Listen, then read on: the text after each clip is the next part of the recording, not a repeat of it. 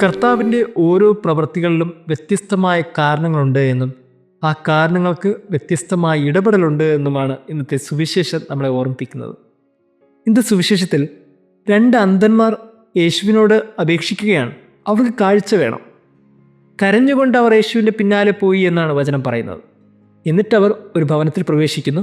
അവിടെ വെച്ച് ക്രിസ്തു ചോദിക്കുന്നു, എനിക്കിത് ചെയ്യാൻ സാധിക്കുമെന്ന് നിങ്ങൾക്ക് ഉറപ്പുണ്ടോ? ഉറപ്പുണ്ട് കർത്താവേ.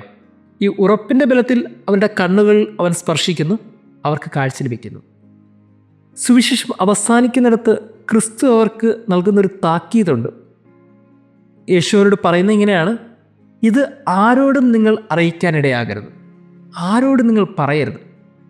പക്ഷെ വചനം അവസാനിക്കുന്നത് ആ ഒരു അനുസരണയോടുകൂടിയല്ല.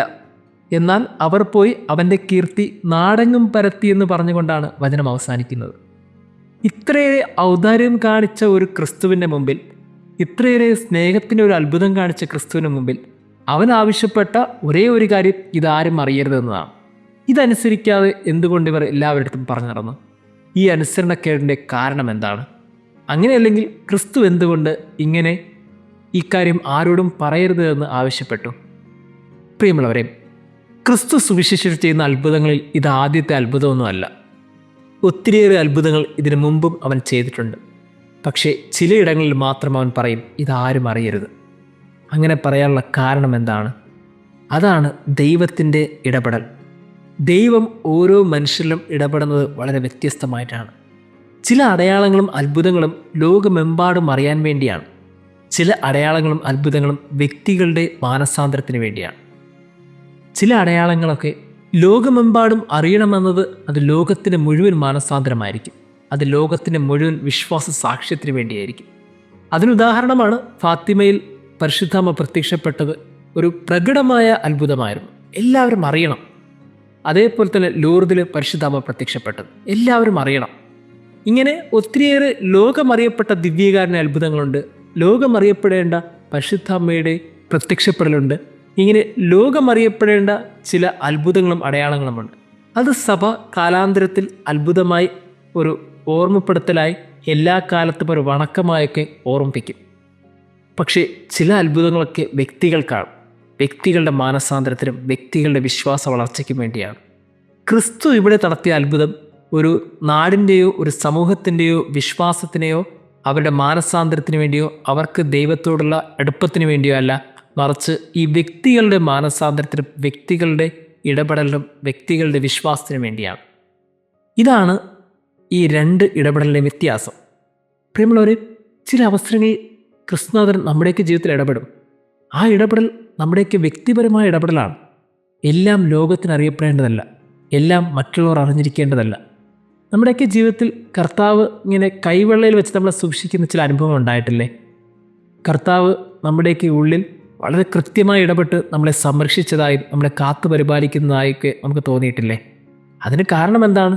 അതൊക്കെ വ്യക്തിപരമായ അത്ഭുതങ്ങളാണ്. വ്യക്തിപരമായ വിശ്വാസത്തിൻ്റെയും മാനസാന്തരത്തിൻ്റെയൊക്കെ ഓർമ്മപ്പെടുത്തലാണ്. നമ്മളെയൊക്കെ ഓരോരുത്തരുടെയും ജീവിതത്തിൽ ക്രിസ്തുനാഥൻ ഇങ്ങനൊരു ഇടപെടൽ നടത്തുന്നത് നമ്മളുടെ വിശ്വാസം ആഴപ്പെടാൻ വേണ്ടിയാണ്. അതിലൂടെ ക്രിസ്തുനാഥൻ ലോകത്തിന് മുഴുവൻ മാനസാന്തരമോ ലോകത്തിന് മുഴുവൻ സാക്ഷ്യമോ ഒന്നും ആഗ്രഹിക്കുന്നില്ല.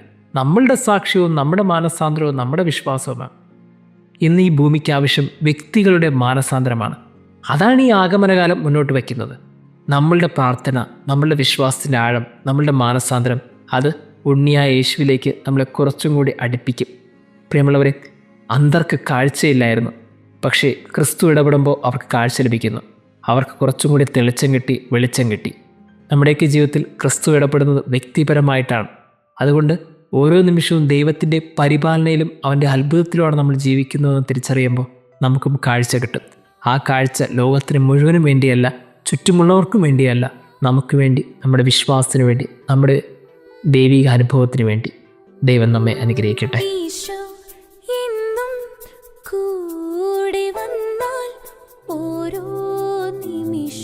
സ്വർഗീയം നാഥൻ എന്നോടു ചേർന്നു നിന്നാൽ ഈറൻ കണ്ണിൽ ആനന്ദം നിരാശ നീങ്ങും സാമീപ്യം നിതാന്തമാ സ്നേഹമെൻ ഭാഗ്യം